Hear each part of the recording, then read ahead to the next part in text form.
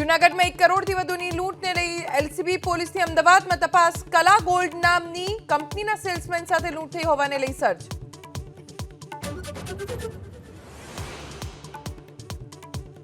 તહેવાર સમયે નાના વેપારીઓને રાત્રિના ટાઈમે સહયોગ કરવા ગૃહ રાજ્યમંત્રી હર્ષ સંઘવીની પોલીસને સૂચના.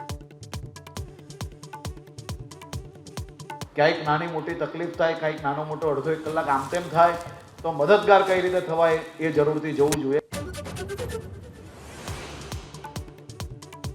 ગોધરામાં નીટ પરીક્ષા કૌભાંડને લઈ ફરી સીબીઆઈની ટીમની તપાસ. 5 આરોપી સામે ચાર્જશીટ રજૂ તો પરીક્ષાના આગળના દિવસે આરોપીઓએ મીટિંગ કરી અને સીસીટીવી આવ્યા સામે.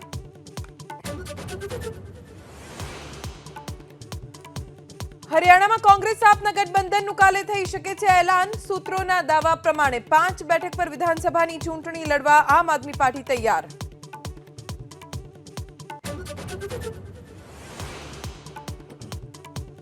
બિહારના બક્સરમાં ટળી મોટી ટ્રેન દુર્ઘટના. મગધ એક્સપ્રેસ વહેંચાઈ 2 ભાગમાં. રેલવે પ્રશાસન ઘટના સ્થળે. જાનહાનિના કોઈ સમાચાર નહીં.